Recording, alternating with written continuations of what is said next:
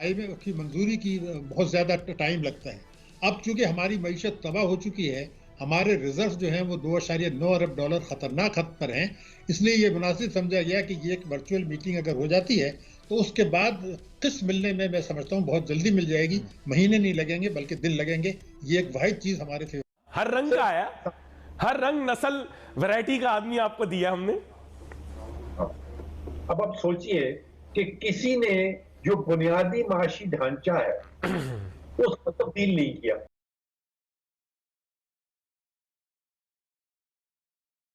तोड़े सर 170 अरब रुपए के टैक्सेस लगाने जा रहे हैं, मिनी बजट की बाज़गश्त हो रही है। सबसे पहले तो ये बताएं, IMF से डील हो गई है हमारी या नहीं हुई है, क्या हुआ मामला? मैं समझता हूँ अमली तौर पर तमाम मामला तय पा चुके हैं और अब ये मुझे यकीनी नजर आ रहा है कि पीर को जो वहाँ वाशिंगटन में जो मीटिंग होगी उससे पाकिस्तान का फायदा ये होगा कि स्टाफ लेवल एग्रीमेंट जब होता है उसके बाद IMF की मंजूरी की बहुत ज्यादा टाइम लगता है। अब चूंकि हमारी मईशत तबाह हो चुकी है, हमारे रिजर्व जो हैं वो 2.9 अरब डॉलर खतरनाक हद पर हैं, इसलिए ये मुनासिब समझा गया कि ये एक वर्चुअल मीटिंग अगर हो जाती है तो उसके बाद किस्त मिलने में मैं समझता हूँ बहुत जल्दी मिल जाएगी। महीने नहीं लगेंगे बल्कि दिन लगेंगे। ये एक वाहिद चीज हमारे फेवर में गई है। और सर ये किस्त कितनी होगी सर अंदाजन, और इससे कितना सहारा मिलेगा? देखिए हमें मिलेगा 1.17 अरब डॉलर, यानी तकरीबन 1.2 अरब डॉलर मिलेगा।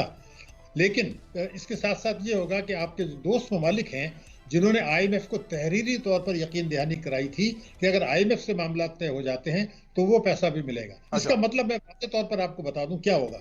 इसका मतलब ये है कि जो मईशत में इस वक्त बहरान की कैफियत है वो बहरान की कैफियत आर्जी तौर पर खत्म हो जाएगी। मईशत की मुश्किलात बरकरार रहेंगी। पाकिस्तान में महंगाई बेतहाशा बढ़ेगी, गुर्बत बढ़ेगी, बेरोजगारी बढ़ेगी और उसके साथ साथ ये होगा कि सनतों की पैदावारी लागत बढ़ने से बरामदात पाकिस्तान की मुतासिर होंगी और जब इतनी महंगाई होगी तो इससे फॉरेन डायरेक्ट इन्वेस्टमेंट है वो भी मुतासिर होगा। तो ओवरऑल जो है मईशत पर मनफी असरात होंगे। लेकिन बहरान की कैफियत जो थी और ये जो तलवार लटक रही थी ये कुछ अरसे के लिए टल जाएगी। लेकिन मैं, क्योंकि आप माहिर माशियात हैं, आप ज्यादा बेहतर तरीके से जानते हैं, कुव्वत खरीद होती है एक इंसान की, और अगर कुव्वत खरीद लोगों में होती है तभी इंडस्ट्रीज लगती हैं, तभी एक जो स्टेट आदमी होता है वो फिर चीजें बेचने के लिए मार्केट में आता है, जॉब्स भी फराहम करता है और अपनी प्रोडक्ट भी सेल करता है, क्योंकि अवाम में कुव्वत खरीद है। सर ये कुव्वत खरीद जब खत्म हो जाएगी तो फिर तो सर बिल्कुल ही भट्टा ही बैठ जाएगा ना फिर पूरा। मेरे ख्याल से हालात उससे ज्यादा संगीन है। असल मसला ये है नहीं है इस वक्त। तो ये ऐसा है कि जो 11 महीने में तबाही बर्बादी हुई, आपके इल्म में भी है, हमारे इल्म में भी है, IMF से मुआहदात किए, मामला तय किए और तोड़े। इसमें रुपए में सट्टेबाजी होती रही, उसके बाद स्मगलिंग होती रही, हुंडी हवाले का कारोबार फरोग पाता रहा, रिजर्व गिरते रहे, रुपए की कदर गिरती रही, महंगाई गिरती रही, बरामदात गिरी, हमारी फॉरेन डायरेक्ट इन्वेस्टमेंट गिरा, हमारी तरसीलात गिरी। अब इसके बाद मुल्क को खतरात था। तो इस वक्त मैं ये समझता हूं कि बहुत सारे सवाल जरूर उठाएं, मगर ये मान लें कि इस तबाही बर्बादी के बाद हद ये आ गई थी कि अब हमारे पास ये चाराकार नहीं था कि सिवाय इसके कि IMF की शर्त माने या तबाह बर्बाद हो जाए। अच्छा तो सर मैं इसको और आपसे चाह रहा हूं कि डिटेल में आप बता दें।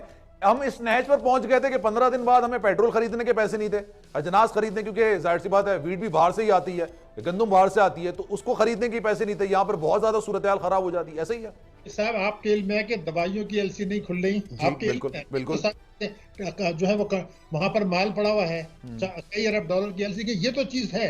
अब जो इस वक्त इशू है मैं आपको बता दूं, अब इस वक्त जो इशू है, इस वक्त इशू ये है कि पहला सवाल मेरा ये होगा, ये मैं ये कहता हूँ कि अब तबाही के बाद, इतनी तबाही के बाद कोई चारा नहीं था सिवाय इसके कि इनकी शराइत मान लें। लेकिन सवाल पैदा हो रहा है, पहला सवाल, मैं जिम्मेदारी लेता हूं कि जो मैं कह रहा हूं वो सही है। ठीक है। अगर मुस्लिम लीग नून के मंशूर पर सिर्फ टैक्सों और तवानाई के पर अमल किया जाता, बाकी को छोड़ दें, तो ये बहरान की कैफियत नहीं होती। ये टैक्सेस जो अब लगाए जा रहे हैं, रुपए की कदर गिराई जा रही है, ये सब किए बगैर IMF को मुतमईन करना यकीनन 100% मुमकिन था। ये मैं गारंटी कर रहा हूं, कोई मुनाजरा करना चाहे तो इंटेलेक्चुअल, हर कैटेगरी, हर तरह के शख्स, नेक नियत बाय पाकिस्तानी टर्म्स, ईमानदार लीडर बाय पाकिस्तानी टर्म्स, मैं इसका ऑपोजिट तो नहीं कह सकता, लेकिन रिवायती leader by Pakistani terms, so called और अक्यूज्ड ऑफ करप्शन लीडर्स वो भी हम रख चुके हैं। Leaders from different institutions and organisations भी हम कर चुके हैं, imported, exported, re exported, re imported, हर किस्म के लीडर और फाइनेंस मिनिस्टर के साथ हम काम कर चुके हैं।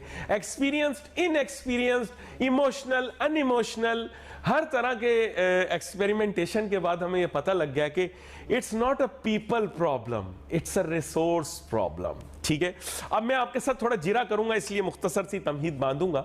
बात यह है कि पाकिस्तान के किसी सेक्टर को भी हाथ लगाया जाए तो इट इज वेरी फ्रेजाइल। पता नहीं आप के पीछे किताबें भी लगी हुई हैं, किताबें कुछ ऐसी होती हैं, पुरानी किताबें होती हैं, देखने में अच्छी लगती हैं, लेकिन अगर उन्हें खोला जाए तो उनका वर्क बिल्कुल बिखर सा जाता है।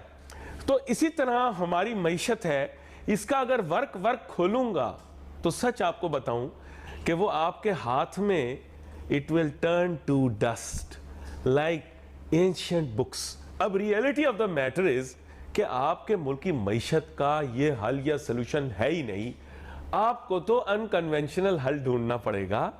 आपका डिविडेंड कभी भी डेमोग्राफिक नहीं है, सिर्फ और सिर्फ जियोग्राफिक है। बड़ी स्ट्रेटेजिक बात की है मैंने, अब भी अगर आप ना माने तो आपकी मर्जी। जी डॉक्टर फारूक सलीम साहब। अली साहब, आज शुरू हम कर रहे हैं और बहुत सारे इख्तलाफात हैं मेरे आपके। हाँ करें। आपने 2-4 चीजें आपने कहा कि ये रिसोर्स इशू है पाकिस्तान के अंदर। मैं 100% अग्री नहीं करता हूं इससे कि रिसोर्स इशू है।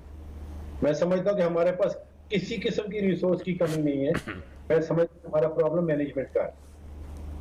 जो रिसोर्सेज हमें हैं, हमारे पास खुदा ने दिए हैं, उनकी मैनेजमेंट हम ठीक नहीं करते। तो पहला इशू तो ये हो गया।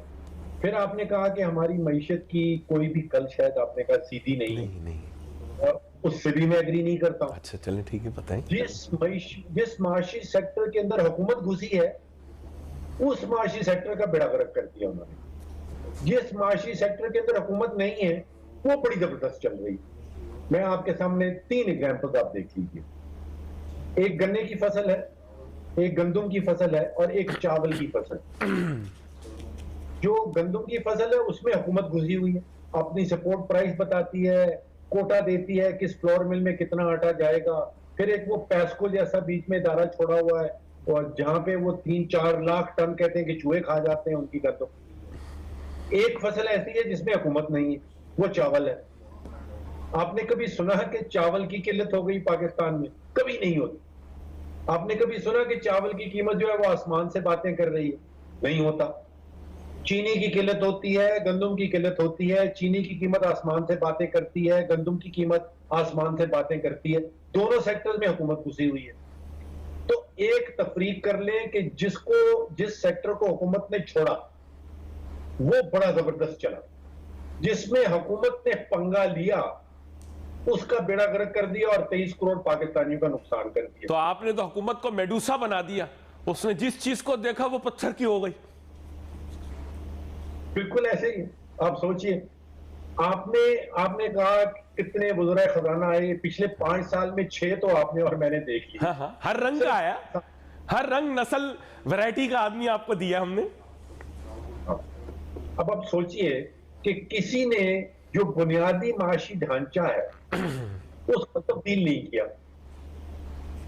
जो 25 साल पहले ढांचा चल रहा था जिसमें कार्टेल्स हैं, आपने बिजली का कार्टेल देखा वो क्या करता है, हमारे यहाँ चीनी का कार्टेल है, कारें बनाने वाला कार्टेल है, सारे कार्टेल मिलके बैठे हैं। फर्टिलाइजर खाद बनाने वाला कार्टेल है। जितने वज़राए खजाना आए पिछले 25 सालों में, उन्होंने किसी कार्टेल को टच नहीं किया। बुनियादी माशी ढांचा वही रहा। किसी ने गंदुम की फसल को डीरेगुलेट नहीं किया। किसी ने ये नहीं कहा कि गन्ने की फसल को डीरेगुलेट कर दें। भाई, जिसका दिल चाहता है चीनी की मिल लगाए, जिसका दिल चाहता है गन्ना उगाए, जिसका दिल चाहता है जितनी मर्जी चीनी दुनिया में कहीं से इंपोर्ट कर ले। हुकूमत को क्या तकलीफ? किसी ने ये काम नहीं किया। सर, आपने सुना है एक मशीन इजाद की थी वेस्ट वालों ने, उसका नाम है ATM, automated teller machine. Sir, उसके बगैर कोई मुल्क का निजाम नहीं चल सकता, सियासत नहीं चल सकती। अब आप खुद समझ जाए कि इन दोनों चीजों का आपस में क्या ताल्लुक है। अब आपने ताल्लुक कर दिया कि हुकूमत है और उनके साथ ATM बैठे हैं। और तीसरा फरीक आपने कर दिया 23 करोड़, उनको आप भूल गए। आपको भी एटीएम का ज्यादा ख्याल है, हुकूमत का ज्यादा ख्याल है।